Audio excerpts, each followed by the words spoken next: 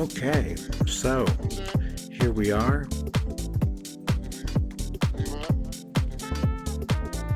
with another exciting episode of Drizzly's Low-Key Valheim. We're going to begin with a new world, which is what I tend to do a lot.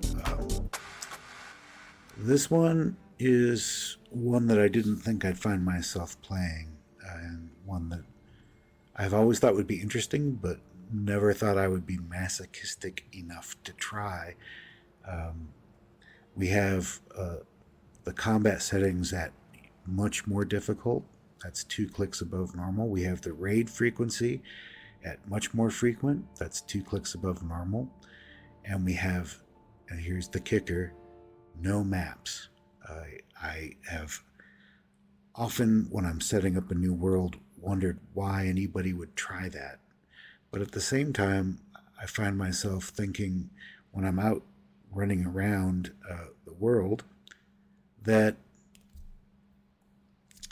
there is a tendency for me to just get a little bit disoriented and then quickly look up at the mini map and kind of correct my course to find my way back home or back to the landmark I was going to, and so on. And so I'm dependent on a map. And so I just thought I would try to play without one. I imagine there's all kinds of problems, not the only one being disorientation if you're running through the Black Forest and start spinning around while you're fighting gray dwarves and shamans and brutes, but other things, right? Just getting lost at home, following a coast and then diverting towards a small house and physically losing yourself, losing your way home. So we're going to try this, and we're going to try it very carefully. Looks like we're kind of flying to the east because that's where the sun rises. Looks like there's a mountain below us. So that would be west of, well, we're going to make a turn to the right pretty soon, so that doesn't really matter. There's a field. I think that lightning usually happens over the water. It's a nice hill down there. I think there's water off to the left. And the reason I'm so concerned about water is, here's water, isn't it? No, that's a hill. The reason I'm so concerned about water is I like to start near water because it's easy to orient on. You can just run right along the beach for a while or run left, and then it's very easy to find your way back home. And I don't know if there's water over there or not. But let's do this by the book and talk to him so he will leave us alone. And then let's do this, and then we'll talk to him again. And map location already added, but as you see, there is no map up there. None. Nada.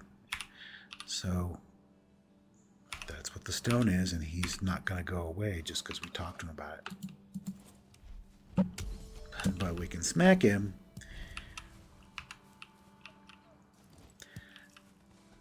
And here we go. Let's try to get all the stuff before I forget about it. So there's always a collection of rocks and sticks at about the same place, and there's always raspberries behind this bush, or this rock, sacrificial stone, whatever they are, and always mushrooms behind this one.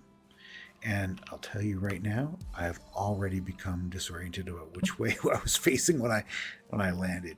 I think it was this way, but regardless, we know that this way, because the sun's over there, is about east.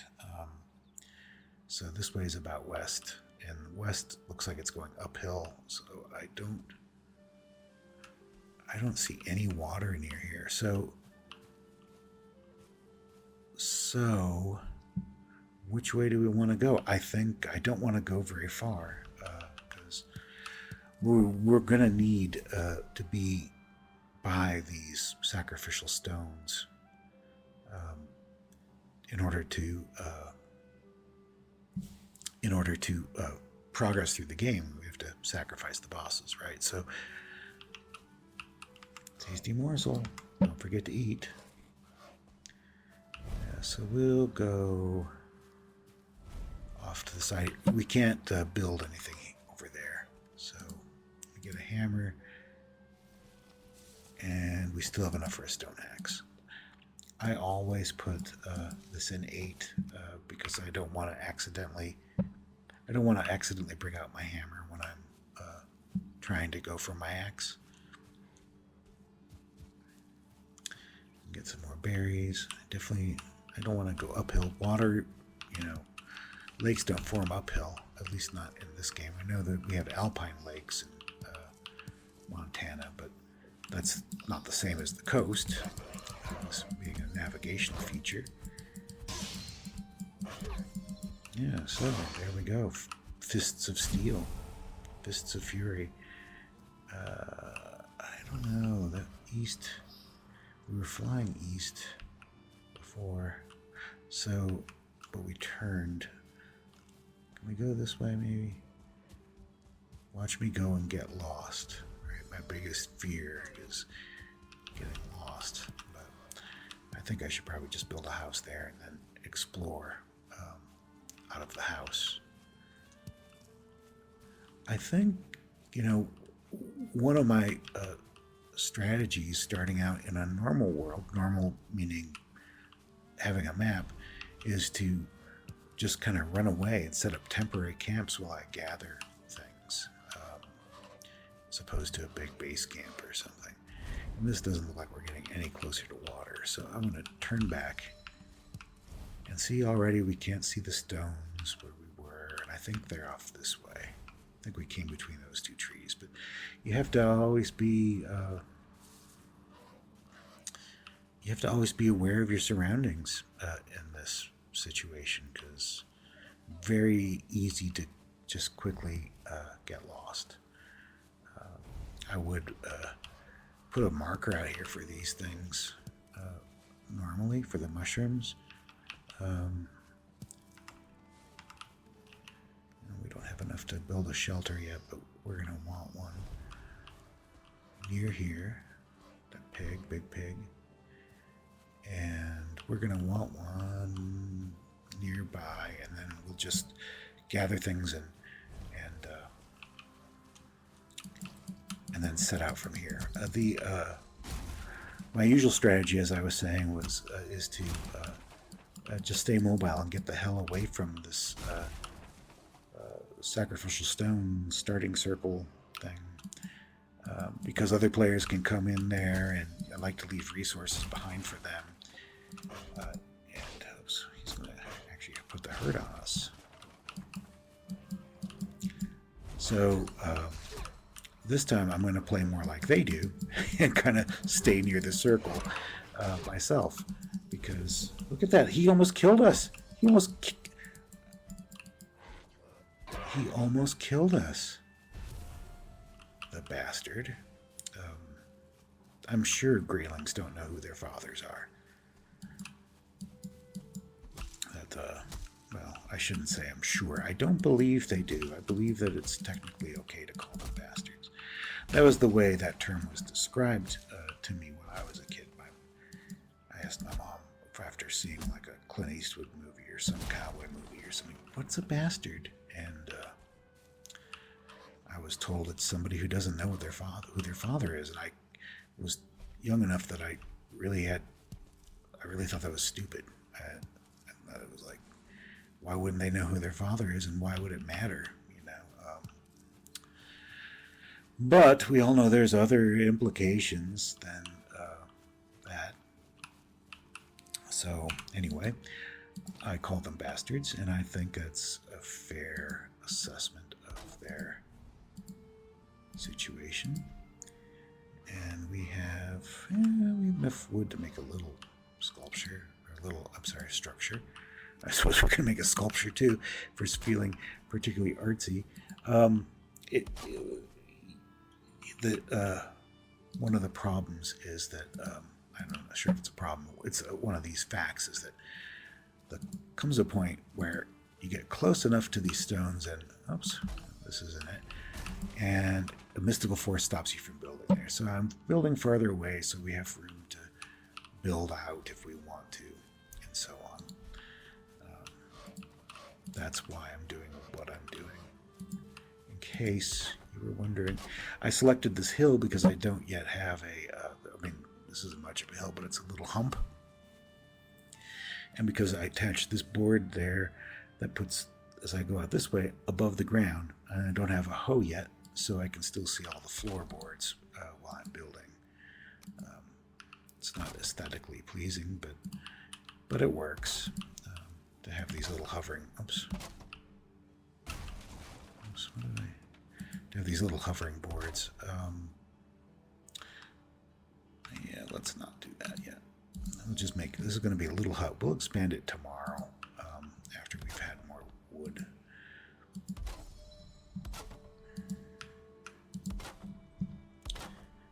And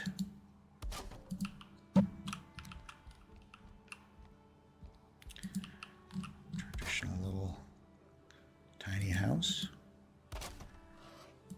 The bird wants to talk to us. I suppose I should talk to him so he doesn't scare me later when he pops in and makes forest sounds, which is what he seems to do.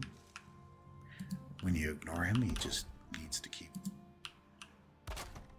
coming and coming and coming. We don't have enough wood to build anything else, so we'll gather some more. I believe in the beginning it's a better economy of wood per effort to. So we don't want to take these. See this bright green? Notice they're brighter than those. Those were the raspberries I picked. So we don't want to destroy them because we like just like this one. We don't want to destroy it because the raspberries will grow back. And we're going to be operating out of this spot for a while. Because we don't have a map and we don't want to get lost. I should maybe stop. Oh God, we're almost dead again. He hits me again, we're dead, but he's not going to hit anybody again. He's not going to hit anybody again.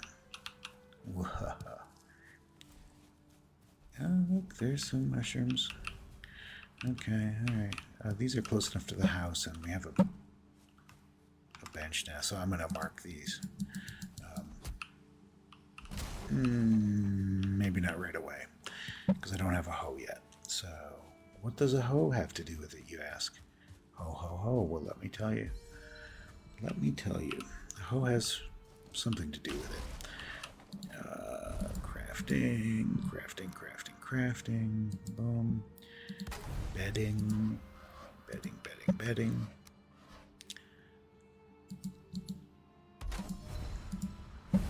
I like to have a foot locker like we did in the army. So I put one for my personal gear there, and then I put one nearby the workbench for crafting supplies. However, we're going to widen the house up later. So, all right, we got a hoe. So let's go mark those mushrooms that were out here. See how good my sense of direction is. Not good at all. I thought they were right there. Maybe there. There they are. Okay. So, Hail Warrior. We are not gonna. Yeah, I kind of hate being away from the water, but I guess if we're playing for a challenge without a map, it's probably better to. So what I do here is I put a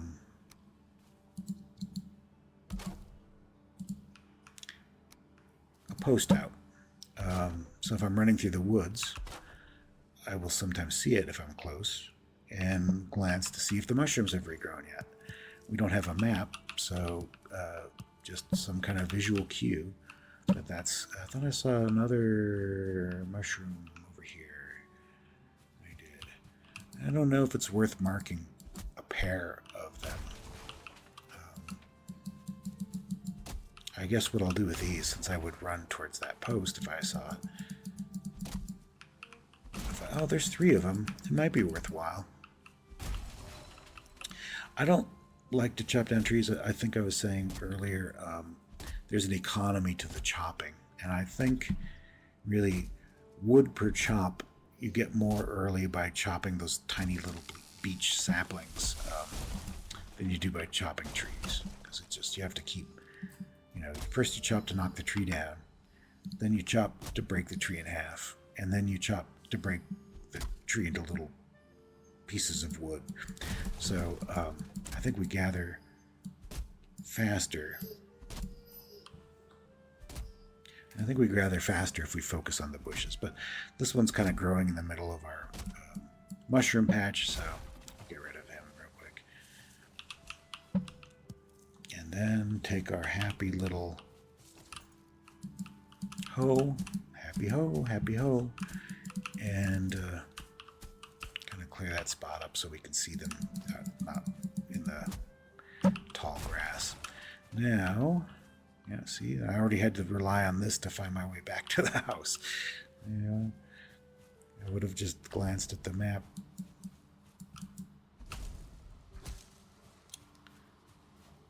Old habits die hard. Yippee-ki-yay is what they say. I'm trying to vertical chop because I don't want to hit that raspberry bush next to it. There we go. Because if you swing like that, I would have hit both of them. Now see, the house is floating, which is kind of aesthetically unpleasing. But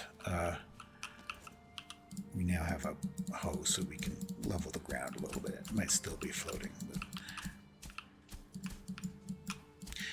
And where to build a fireplace? That's a good question. For me, I'm going to build it on this side because the bed's over here. I like to have my bed nearby. And I think I'm going to expand the house this way. So I don't want to have to move the fire and lose the fuel and stuff. I'm noticing that this looks like it's squaring pretty nicely this way, which would help us with our orientation of east and west, but I'm not entirely sure of that yet. Yeah, so I hate jumping into the house, so I'll go up here like this, and he's going to tell us we have a headrest for the weary. That's what we have, and that's me. I am the weary. Okay. Now, build our little fireplace.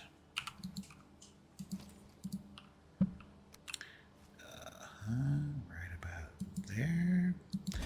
And give it a little bit of shelter right about here.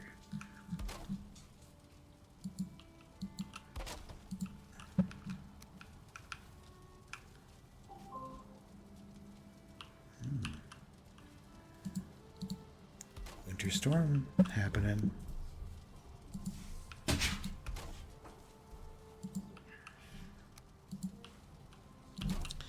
And do we have meat? We don't have any meat. I see it. There's a pig. I thought I saw a pig. Let's go get him.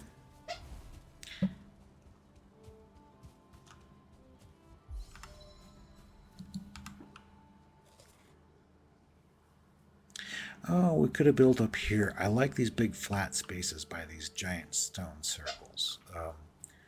The stone circles let you build a wall. The ground in the middle of these stone circles is so flat.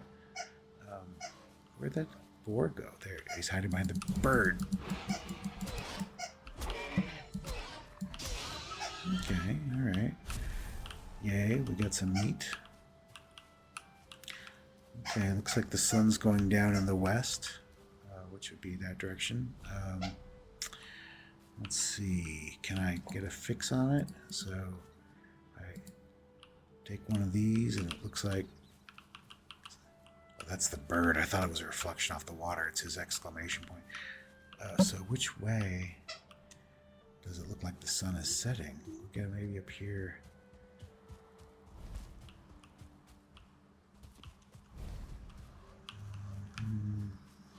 And all right, so it looks like we might have found water, maybe. Maybe. I don't like where I'm running. Where's the actual? Okay, lighter, lighter, lighter, darker, darker, darker. So I'm gonna guess that is about west, and then we'll run back by way of the giant stones first, and then dodge down to the right. So there's the giant stones.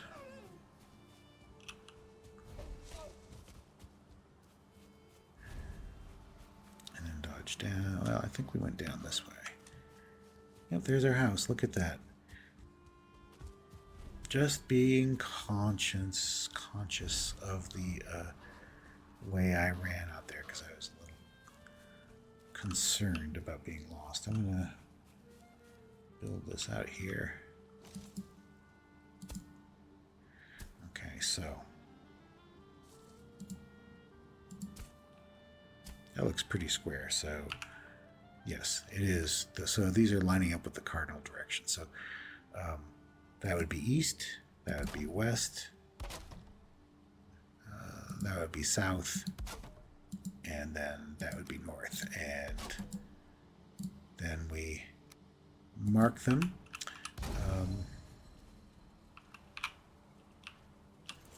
So it's not a religious thing. I know it looks like a religious symbol.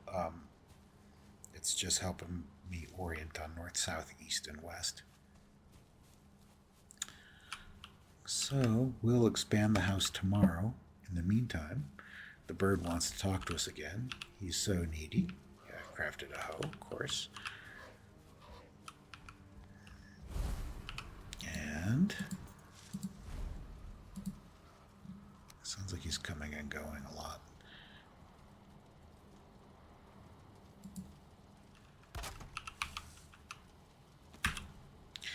Dumb Drizzly. I hate when it does that with the letters. I want them to be normal letters.